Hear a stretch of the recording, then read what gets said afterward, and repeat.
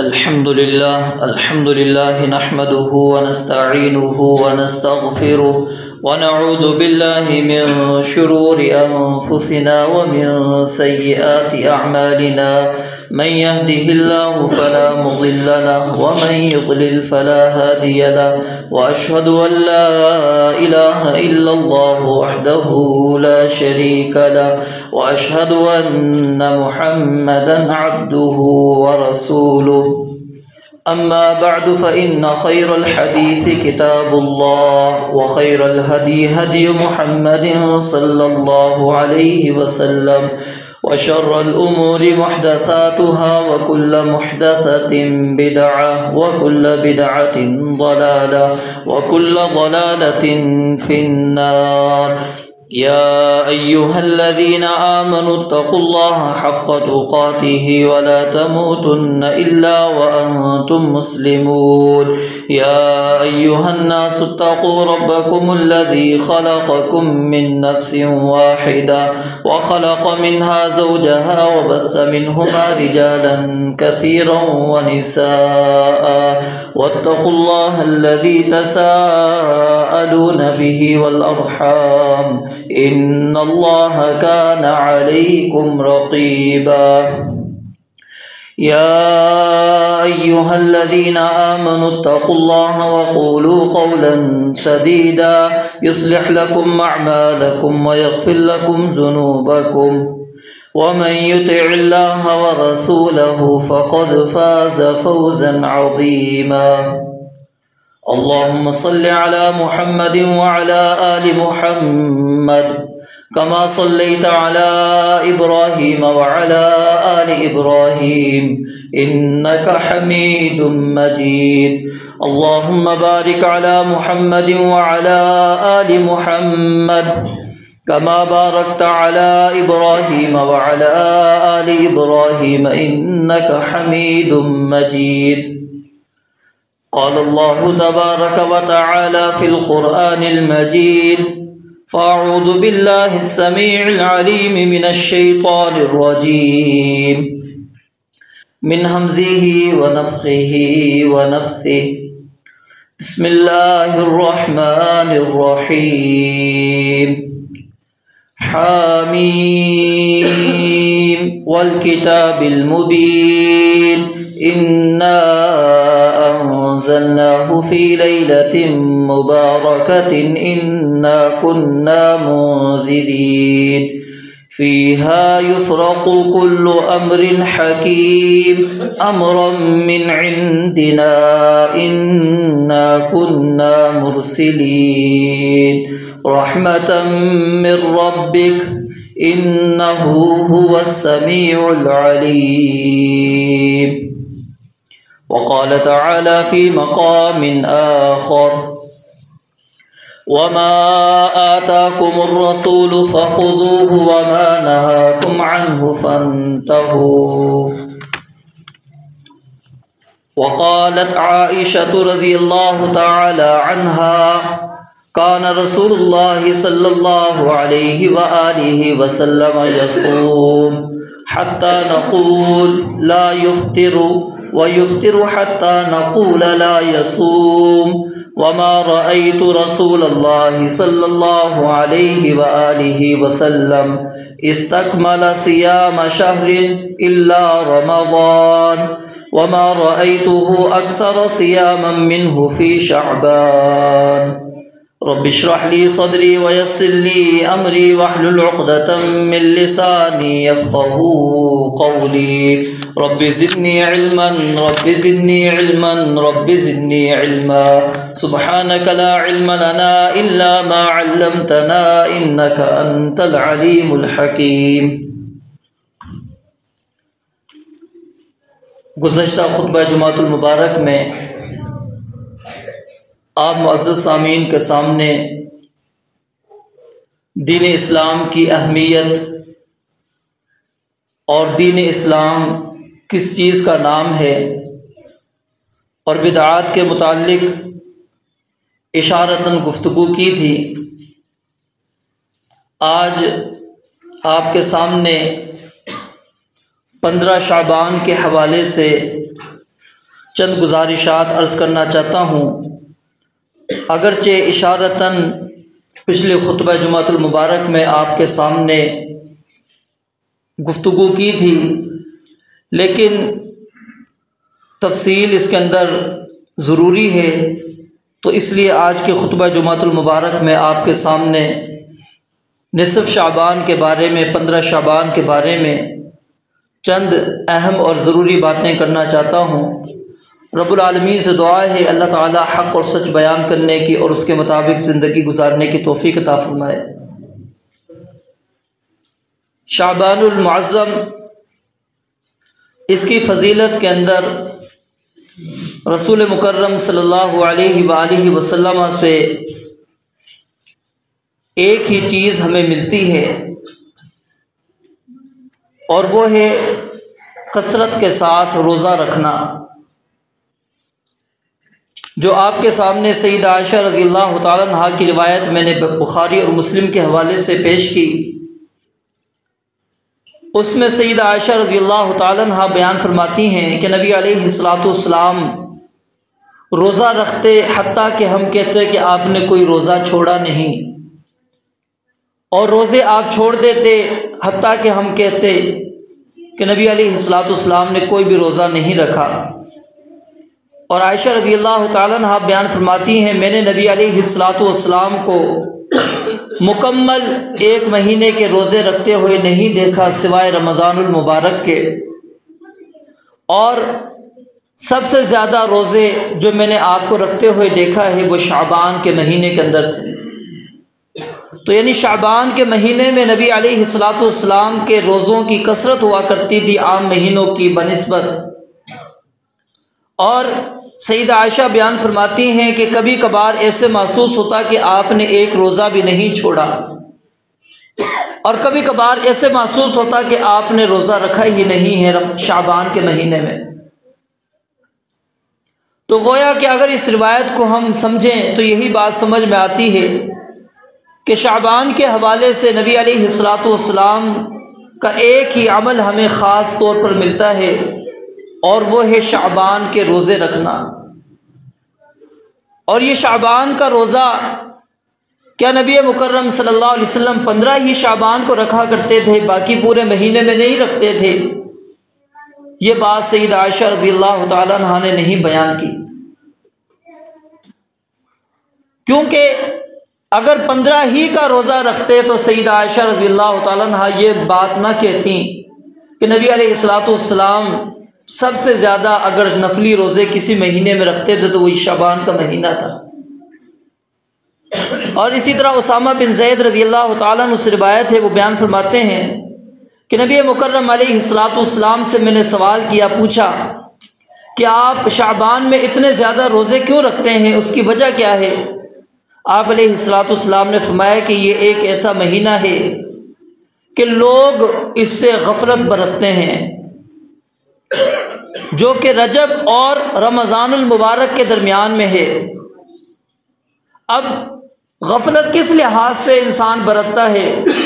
ایک تو آپ اس کو اس طرح سمجھ سکتے ہیں کہ جن کے پچھلے رمضان المبارک کے روزے رہے ہوئے تھے وہ چھوڑتے آ گئے کہ جی آگے رکھ لیں گے، موسم کچھ بہتر ہوگا رکھ لیں گے، حتیٰ کہ شعبان کا مہینہ بھی آ جاتا ہے، پھر وہ اس میں بھی غفلت برتتے ہیں، اس میں بھی روزے نہیں رکھتے، حتیٰ کہ وہ شعبان کا مہینہ مکمل ہو جاتا ہے اور پھر رمضان المبارک آ جاتا ہے۔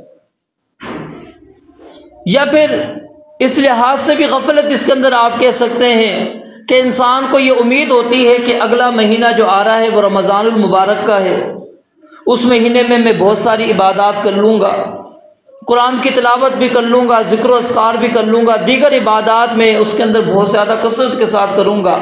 اس میں انسان تھوڑی سستی کرنا شروع کر دیتا ہے، تو یہ بھی مراد اس سے ہو سکتی ہے۔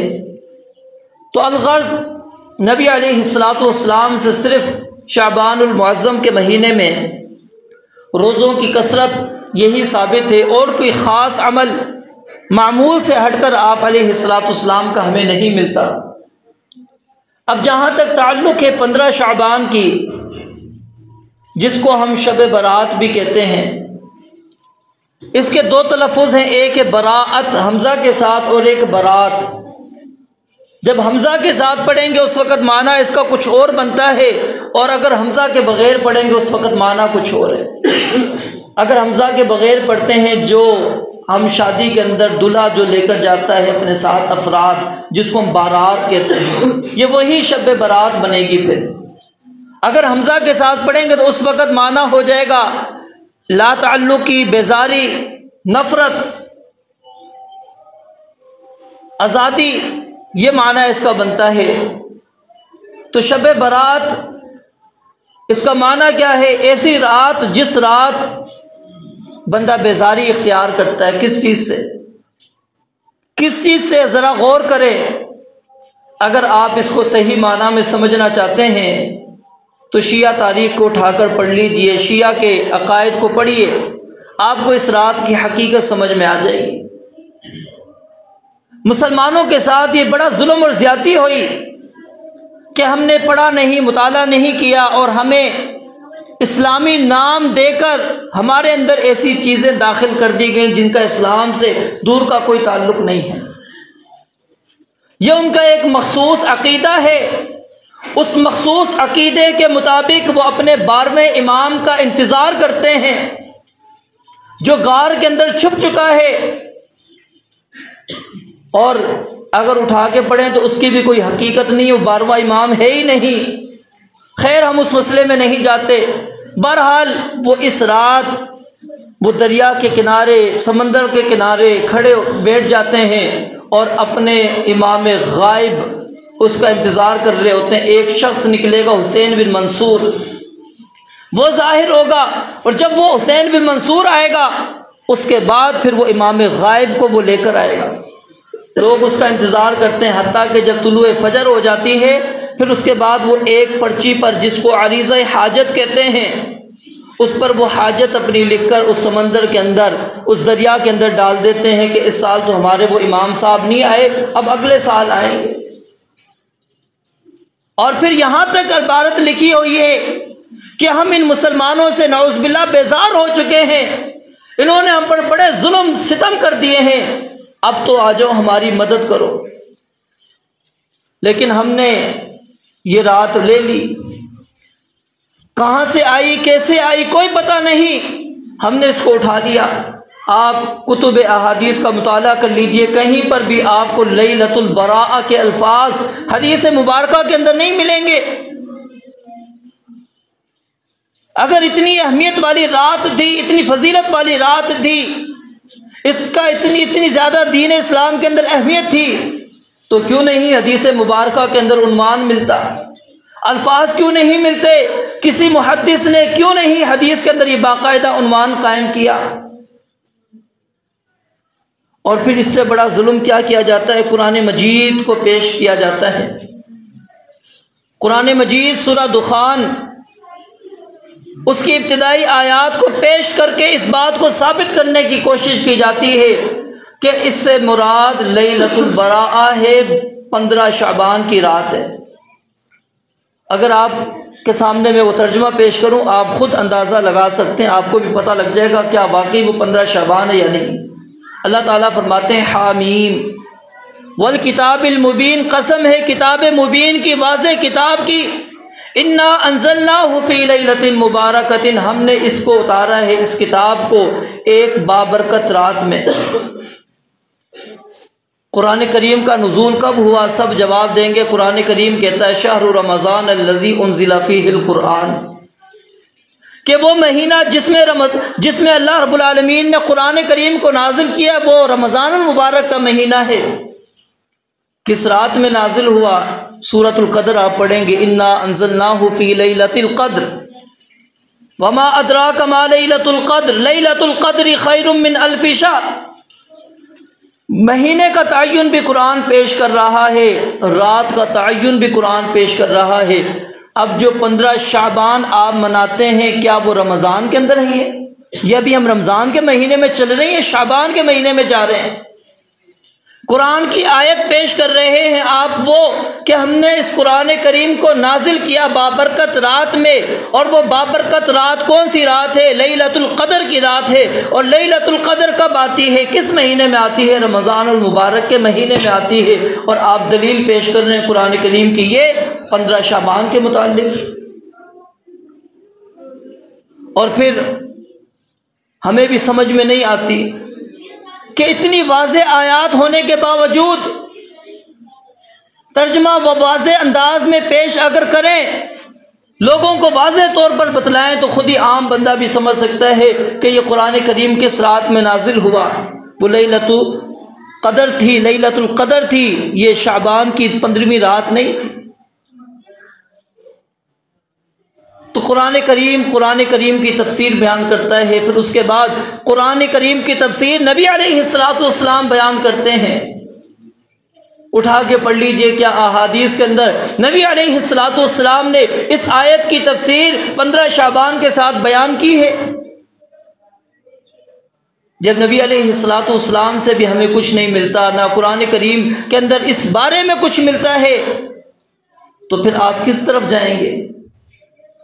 تو یہ 15 شعبان کے متعلق کوئی بھی صحیح روایت نبی مکرم صلی اللہ علیہ وسلم سے ثابت نہیں ہے، نہ اس رات کی عبادت کے متعلق، نہ ہی اس رات جو اعمال کیے جاتے ہیں اس کے متعلق،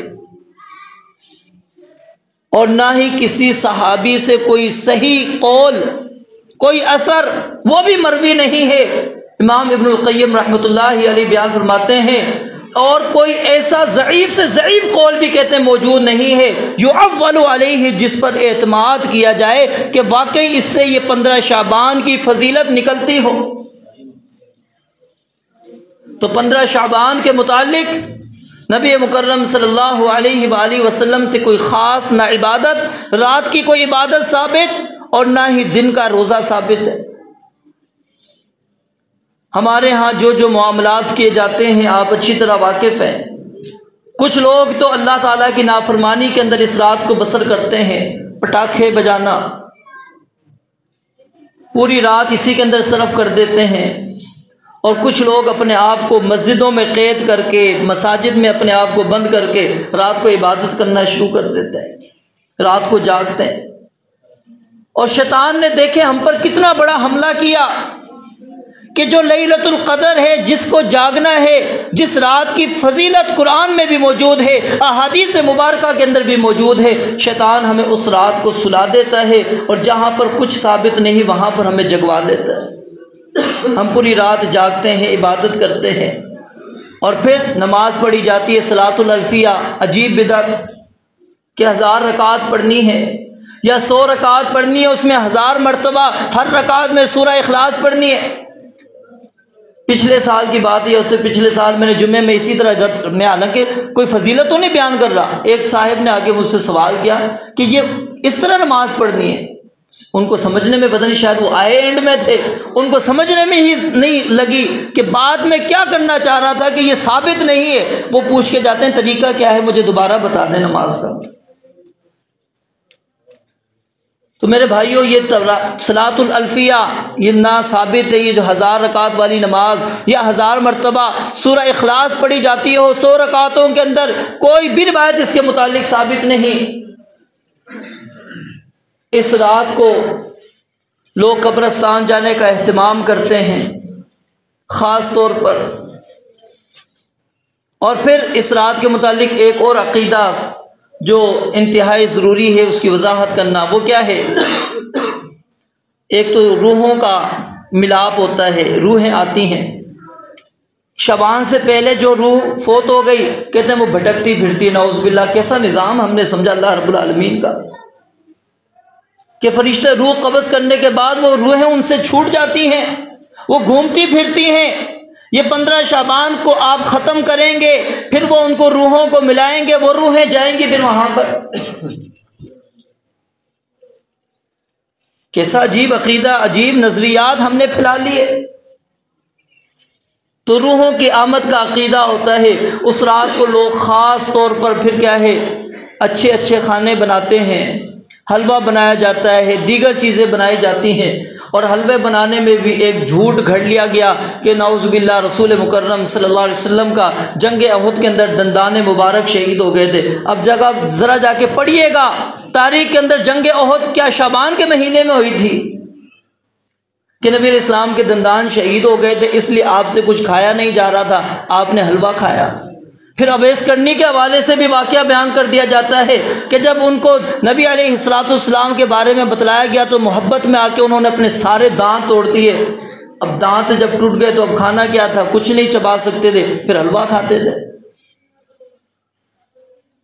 پتہ نہیں کہاں سے قصے، کہاں سے عجیب قسم کے واقعات ہم لے آتے ہیں، کوئی دلیل اس کا نہ سر اس کا نہ پاؤں، اور ہم بڑے مزے سے وہ چیزیں اپنا لیتے، ہاں ٹھیک ہے اس کا ثبوت مل گیا، جی کیا ہے، نبی علیہ السلام نے حلوہ کھایا، فلاں نے حلوہ کھایا تو لہٰذا میں بھی حلوہ کھا رہا ہوں۔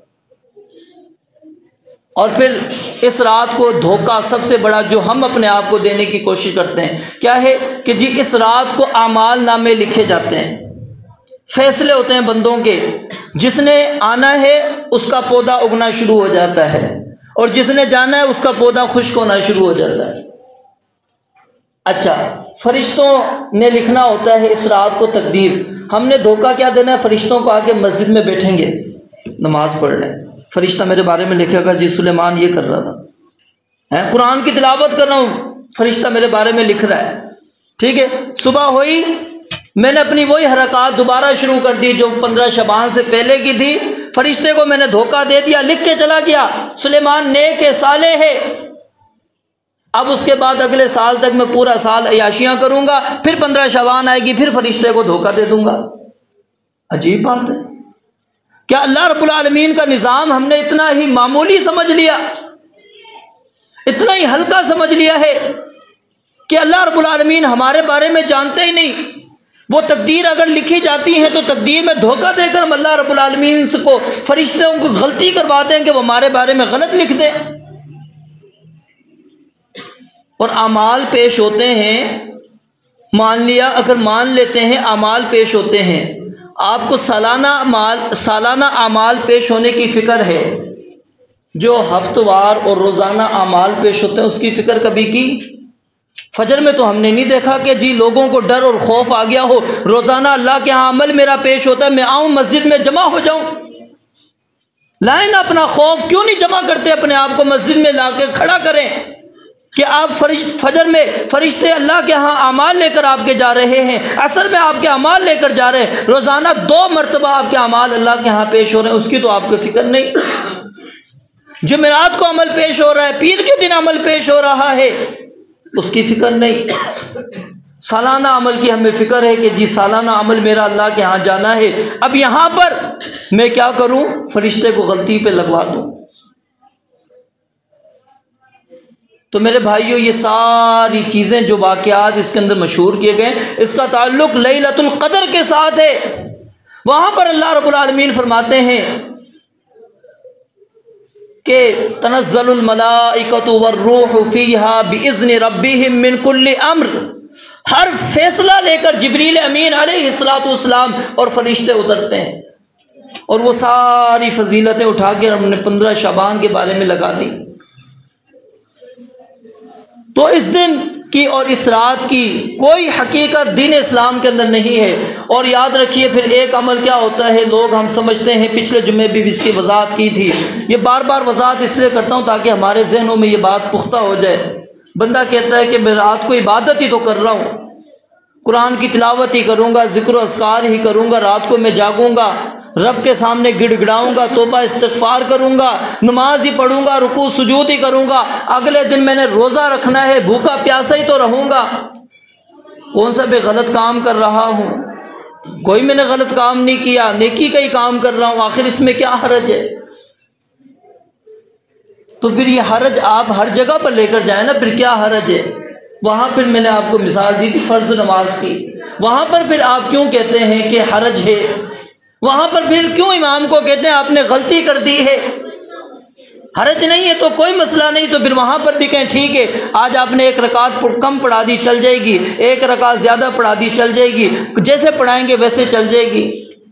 لیکن نہیں، وہاں پر ہم کہتے ہیں کہ نہیں، ابھی ہماری نماز ناقص رہی ہے، پوری نہیں ہوئی، اضافہ کر دیا ہم نے، ہماری نماز میں کمی ہو گئی ہے، ہمارے نماز میں اضافہ ہو گیا ہے۔ کیوں؟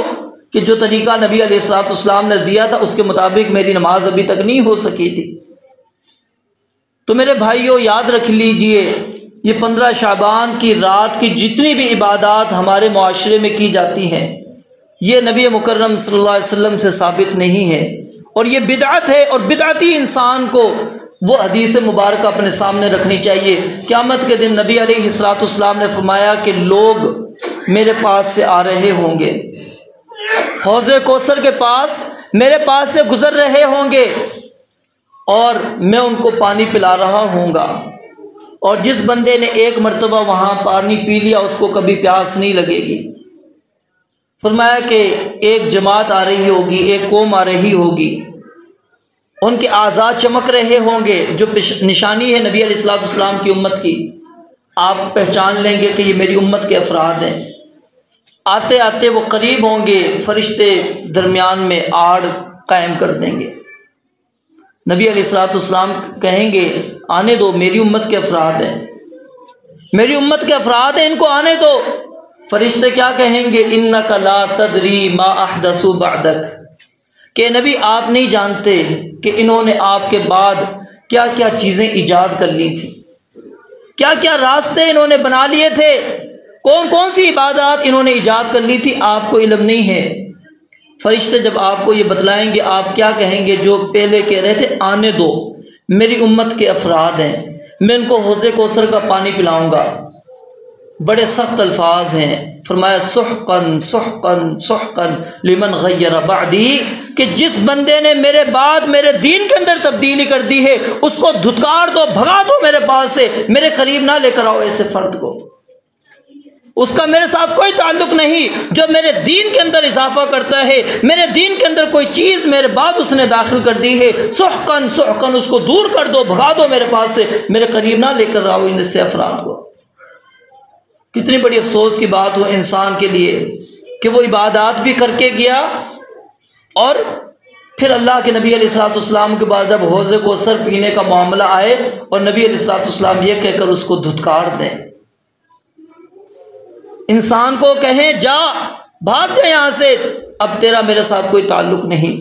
اب اسی تعلق پہ تو دنیا کے اندر زندہ رہ رہے ہیں نا، کہ اللہ کے ساتھ ایک تعلق کے نبی علیہ الصلوۃ والسلام کی شفاعت کی ایک امید کے ساتھ ہوتے ہیں کہ آپ کی شفاعت ہمیں کام آئے گی۔ تو میرے بھائیوں اسی کے کام آئے گی جو نبی علیہ السلام کے سنت کو، طریقے کو اپنائے گا۔ تو یہ چیزیں چھوڑ دیں، اور اس کو بدعت کہتے ہیں، اور بدعت کے بارے میں پچھلے جمعے بھی آپ کو بتلایا تھا کہ اس کا ٹھکانہ جہنم ہے۔ تو ایسی چیزیں جس کا دین اسلام سے کوئی تعلق نہیں ان کو اپنانا نہیں چاہیے، ان کو ترک کر دینا چاہیے۔ تو یہ 15 شعبان کی جو بھی ہم معمولات کرتے ہیں اس کو ترک کر دیں۔ ہاں اگر آپ کا اپنا ایک ذاتی عمل ہے وہ کرتے ہیں، روزانہ آپ رات کو اٹھ کے تہجد پڑھتے ہیں، 15 شعبان کی رات ہو آپ پڑھیں، کیونکہ آپ کا معمول ہے۔ آپ 13، 14، 15 3 روزے ایام 20 کے رکھتے ہیں، آپ کا معمول ہے، ہر مہینے میں رکھتے ہیں، پھر آپ رکھ لیں۔ آپ جمعرات اور پیر کا روزہ رکھتے ہیں، اگر اس دن میں یہ آ جاتی ہے آپ اس معمول کے مطابق رکھ رہے ہیں، لیکن یہ ذہن نہ ہو پیچھے کہ نہیں میں آج 15 شعبان کا روزہ رکھ رہا ہوں، پیچھے ذہن وہی ہو میں ایام 20 کا روزہ میں نے رکھا ہے، میں نے وہ جمعرات اور پیر کا جو روزہ رکھتا تھا وہ میں نے رکھا ہے، میں نے جو آج رات کو قیام کیا وہ قیام کر رہا ہوں جو میرا معمول ہے، اس معمول کے مطابق میں قیام کر رہا ہوں، میں اس سے کوئی نہ اضافہ کر رہا ہوں نہ اس میں کمی کر رہا ہوں۔ یہ نہیں ہے کہ مطلق عبادت نہیں کر سکتے، کیونکہ آپ کا معمول ہے، اس معمول کے مطابق آپ کر سکتے ہیں، اور جس کا معمول نہیں وہ خاص اس رات کو جاگے اور اگلے دن کا روزہ رکھ رہی ہے، ثابت نہیں۔ اور اسی طرح آخر کے اندر ایک اور بات، جن کے روزے رہے ہوئے ہیں یاد رکھ لیجئے ان کو 15 شعبان سے پہلے روزے رکھنے چاہیے۔ نبی علیہ الصلوۃ والسلام نے فرمایا جب شعبان کا آدھا گزر جائے پھر روزے نہ رکھو، لیکن سستی ہو جاتی ہے نہیں رکھ پاتا کوئی انسان، تو پھر وہ 15 شعبان کے بعد یہ نہ ہو کہ وہ کہے کہ میں نہیں رکھوں گا۔ رمضان المبارک سے پہلے اپنے روزوں کی قضا دیں، جو آپ نے پچھلے سال کسی سفر کی وجہ سے، بیماری کی وجہ سے آپ نے چھوڑ دیے تھے، ترک کر دیے تھے، وہ روزے اس کو کمپلیٹ کریں۔ یہی ایک مہینہ ہے، اور یہ یاد رکھیں جس طرح فرض نماز چھوڑنے پر آپ کی ایک نماز رہ جاتی ہے تو اس کی قضا ہوتی ہے نا آپ کے ذہن میں، تو کیا فرضی روزہ آپ چھوڑ دیں گے اس کی قضا نہیں ہے؟ نماز چھوڑنے سے جس طرح ہم اپنے آپ کو گناہ گار سمجھتے ہیں، اسی طرح یاد رکھیں روزے چھوڑنے کو بھی سمجھنا چاہیے، یہ بھی اسی طرح فرض ہے، اور یہ اسلام کا رکن ہے رمضان المبارک کے پورے مہینے کے روزے رکھنے۔ اللہ رب العالمین سے دعا ہے رب العالمین سمجھنے عمل کرنے کی توفیق عطا فرمائے۔ وآخر دعوانا الحمدللہ رب العالمین۔